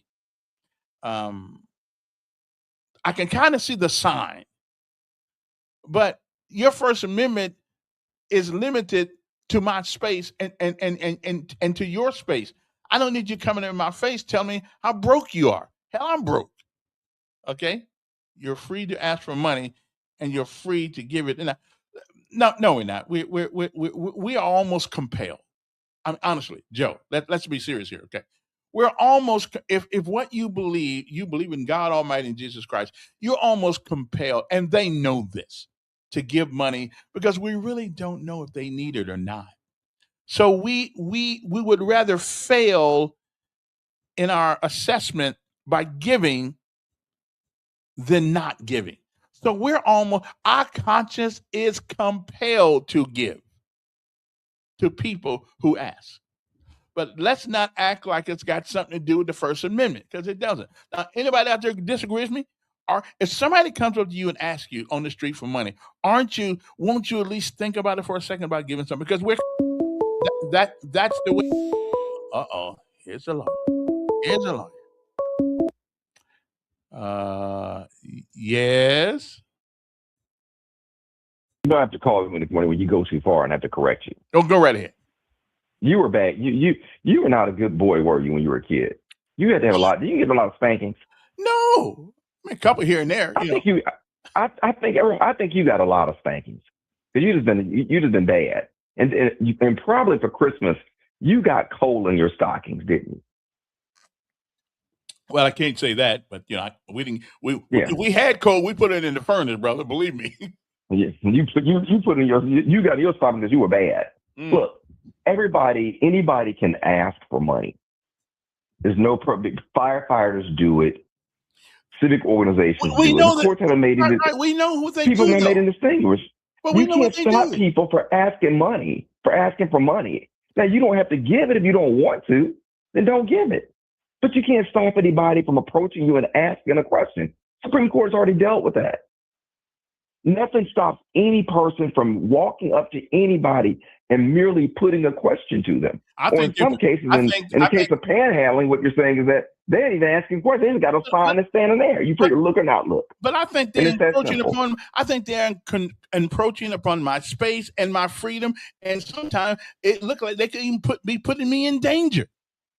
How so, Kevin? And if you're in your car driving, somebody's in the middle of the road, now that might be another issue. Wait. People have been shot in their cars. Sure, Kevin. Anything can happen anytime to anybody. Perhaps a bolt of lightning will come and zap you on the head right now. I doubt it, but I imagine it's possible. But we aren't talking about that. This is just somebody who is asking for money. Whether their causes are legitimate or not, whether it's because they don't have a home or because that's their job, but whatever it is, they're free to ask and you're free to decline. And people have been through that. The only issue may be whether or not you're going to allow pedestrians to obstruct traffic, which you can't do. All right, which is why they don't, can't do that. But you don't want police wasting their time trying to get somebody who's soliciting money out of the road. Then why not designate a place in the city where you can beg all you want to? Why? Because you can go any place you want to go, short of private property. Any place is public. You can't restrict anybody to that. Well, let me ask you a question. They're free to go in other public places. How are you going to do it to somebody who's homeless and not do it to the police, to the firefighters? So let me ask you a question. When they're just passing the boot. Then let us make them pay for a license to beg, a beggar's license. I don't care if it's $5. Are you going to do that? Here's the thing. Are you going to do that? Okay. Mm-hmm. Are you going to do? First, I don't think it's going to be legal. But second, hypothetically, if it was, and let's just play a game for a second. Yes. Are you going to do that to everybody who asks for money, including churches? They can't ask for money. But not churches. Churches are organized. Churches are organized 501c3s. I said that doesn't matter. Yeah, but does matter. Simply asking. No, you don't be able to organize 501c3 to ask for money. But that's true. You don't have to do that. So why should they get money tax free and I don't? Well, let me say this. First of all, it's illegal. Understand what this is. They shouldn't. It's illegal for anybody, hear me, to get any kind of income and not report it to the IRS. And they do it every day. They do it every day. They may be, but I'll leave that to the IRS. Maybe. Of course they are. Well, I don't know what they're doing or not doing. I don't know. But if they're homeless, I imagine they don't have an address, so they can't file. And I imagine the IRS has better things to do with its time. And if it wants to pursue homeless individuals, let them do it. Look at these people coming from Atlanta. They be on Troy Highway, Atlanta Highway, begging for money. And I asked one day, I said, wait a minute, don't y'all got cars in Atlanta? Y'all got more traffic in Atlanta. Why y'all coming to Montgomery to get our money? What do you mean they're coming from Atlanta to beg? I don't understand. Yeah, they got these guys who come here, set on Troy Highway, Atlanta Highway, with buckets, begging for money. And I said, where y'all from? Well, we're from Atlanta. I said, so why you coming here? You got a lot of cars in Atlanta. Oh, you had a conflict because perhaps people in Atlanta gotten to the point where they aren't going to give it. And perhaps when Montgomery gets to the point where they aren't going to do that, then maybe people will move. It's kind of like, my mom will tell me there's a little stray cat used to come around the house. Okay, it's hard and enough. I would put milk out there. Right, but it's hard enough giving money to people who live here. Now I got to give money because of the First Amendment to people who come here out of Atlanta to soak up. No, you don't have to do anything. You're free to keep moving. You stop there. We are compelled and by you can our have the conscience. conversation. We are compelled by our conscience. If you saw a baby laying in the street, would you walk by and not help it? No. Because we That's are a compelled. defenseless baby. It is in us to give, especially if you call yourself a Christian. And they take advantage of that. And the court has helped them now take advantage of that by talking about it's free speech. But it is. The court is simply interpreting the First Amendment. It's free manipulation is what it is. They manipulate us because they know our conscience. What about the United Way? What about any other charitable organization or charitable group or who cares if they're organized or not? What difference does that make? I got no problem with that. They're organized. That's fine. We know they're legitimate, and they're just not trying to get our money to go get. This guy's legitimate. He's in front of you.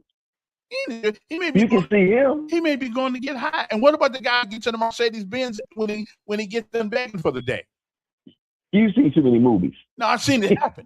I've seen it You've happen. seen too many. Yeah, I forgot what movie that was, but you've seen too many movies. I've seen people right here getting in their car. That's their job.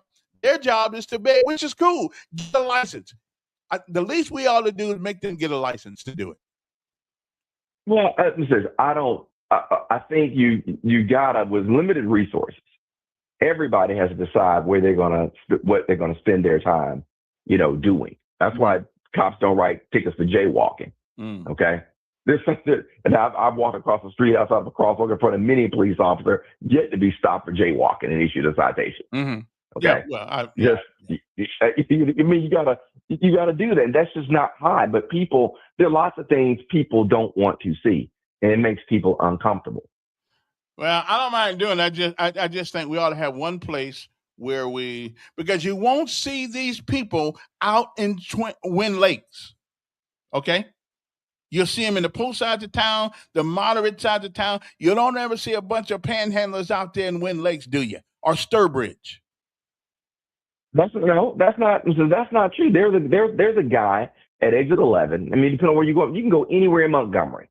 All right, exit 11, exit 6, exit 3, exit 11 on the northbound side, getting off at, I call it the East Chase exit, even though it's not. I call it the middle lane exit. People there. I've seen people at exit 6 getting off I-85 south at exit 6. They're right there. And when you get on 85 north or go downtown, they're right there because it's a little path and trail where they're hanging at. Well, again, though, it is income producing activity that they ought to pay tax on. And the way we can, if nothing else, we'll get money out of their butts by getting them a thing you put around your neck to say, I'm a legitimate beggar. I got no problem with that. Panhandle, whatever you want to call it, and make them report some of that money. Well, I agree. I agree. The law says that they should report it. That's what the law says. But the reality is they're not. And of course they're not. IRS is not, and it's the IRS and the Alabama Department of Revenue aren't chasing those folks because that's not the cost of running that down. It exceeds what you're gonna get out of it. So let me get this right. They can have freedom of speech to beg for my money and not report it. But when freedom of speech comes to me, I get my money. I don't want to report it either. But because I have a job, you would take away my freedom of speech. No, that was convoluted. But no. It's the same thing with the beggars. They're getting money. They're not turning it in. They're not paying taxes on the money. But I'm getting money, and I've got to pay mine because my freedom of speech is not in. My freedom of speech does not matter. My freedom of speech is keeping my doggone money. No, that's your job. I got it now. Listen. I got it. Is that the argument you're going to use in front of one of the federal judges? Then why is a beggar have more rights of freedom of speech than I do? That person does not. They can ask for money. You can ask for money. He ain't paying taxes. Get some. They can get some. He ain't paying taxes. That's a different ball game. But they know they're not paying taxes. They know he's not paying taxes, and yet and still we shelter them from any kind of retribution. Let them get all the money they can make and keep walking. So why can't I keep my money? Well, you can try. If you didn't have an address, it's gonna be tough to find you. Okay, it's gonna tell the police to find you without an address, Okay, then. without a house. That's tough. Now, if you want to move outside and share the accommodations of living under a bridge or living wherever under a tree, it's gonna be tough to execute a warrant there for your arrest and to do things we normally do. So because they are obfuscating the law and we're not going to look for them, they still have more rights than I do. No, they don't have more rights. They're just not paying taxes. It's not a right. That's actually a crime. Okay, but there's no consequence. Well, you got to catch them, and there are consequences for doing that. We ain't got to catch them. We see them on the street right now begging for money. Yeah, but you don't know you don't know if they're successful or not. Yeah, they wouldn't be out there unless they was getting some money. Well, that's the assumption, but there's no evidence in that. Right. But we assume that legally, why can't I use my freedom of speech to keep my money like they do? They're not using their freedom of speech to keep money. They're using their freedom of speech in order to ask for money in order to get it. And we know that they do the same thing. And we know that they're getting money, but they're not paying taxes on it. And that's all comes under that ruling about freedom of speech. But then let me the ruling was not whether they could keep the money and not pay taxes on it. That's not what the ruling was. The ruling was that they have the right to solicit and ask. And if they solicit somewhere in public. Right. And if they solicit the money, they're going to get money, keep that money, and not pay a dime in taxes like I have to.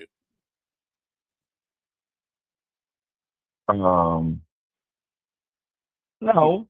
I mean, yeah. Listen, your legal mind is twirling right there because you know I'm totally right. Logically, what I'm telling you makes sense. But so I should be able to use my freedom of speech too and not have to pay taxes. That's not going to work because that's not what the issue is. Listen, if I now you're going to end up downtown on Church Street in front of that federal judge. Yeah, and that's not where you want to be. And maybe, so why don't we put these people in front of that federal judge? How are you going to find them, Kevin? They on the street right now. We can find you. They're on the street, but nobody knows. You just can't walk up and grab them. Well, we know where they are if they're in jail. We can. What are you going to arrest them for? Standing? For getting money without benefit of tax in it. Well, and who's the arresting officer going to be? Who's got evidence of that? And how much money are you going to spend for $20? I'm not going to spend $20,000 doing it. You come after poor people sitting at home with the lights out to get what they got, taking everything they have sometimes. So nobody cares about us when we sitting there can barely make it. You owe the IRS this much money. You owe the IRS. Nobody cares. They'll put your ass outside. That's a different issue. Okay. That's not the, well, I'm out of that today. I gotta go. But that's following you is like trying to hold on to a greased onion. I'm going to law school. I'm due like what's his name did. Go to law school at 70. Okay, because I think I can make this argument stick in court. I'm gonna let you have that. I'm gonna put you in front of Judge Gaines first and let you run that for Judge Gaines. I'm Judge Gaines to let you stay in this courtroom. I gotta go, man. I appreciate it. Yeah, I'm gonna use that argument in front of somebody. Because if they got freedom of speech to beg for it and keep it, don't pay 1 centilla of tax on it, then why shouldn't I have the same benefit? Hey, Michael, are you still preaching nowadays, young man? Mike used to be the top pastor at where was he pastor at? Martin Luther King Church, as a matter of fact. We got to get him on. We're going to get you on, Mike. We're going to let you know. And Farrah, what you say? Wait a minute. Wait, did you just say that you didn't want people in your face saying they're broke when you broke too? Yeah, well, that's what I said. Anyway, time's up. Good Lord says the same. We'll see you tomorrow. As always, it was me 1, lawyer 0 on that one. Okay? Okay, me 1, lawyer 0 on that one. Okay, I'm just telling you. Anyway, time to go. And I gotta go find Z. So y'all have a great day. Don't forget, never ever. Oh, the lesson of life today is this. I almost didn't do this. Hold on. Where's my lesson of life? Okay.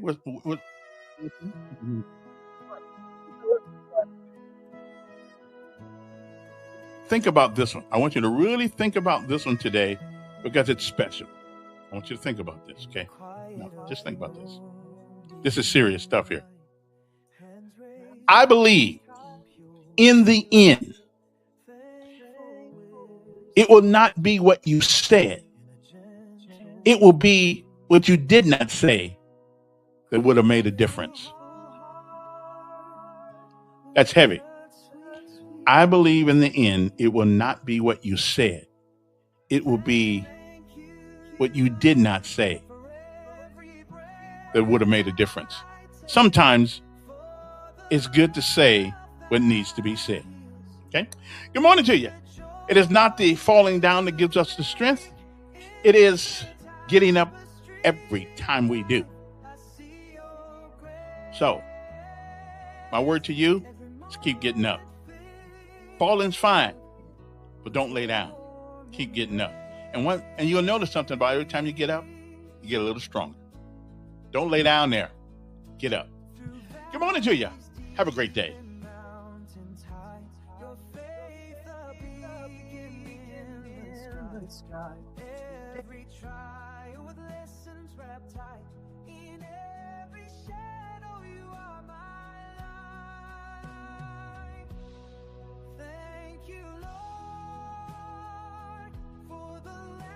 Oh, I still haven't figured out what the difference between chicken strips and chicken other things are. We'll figure that out tomorrow.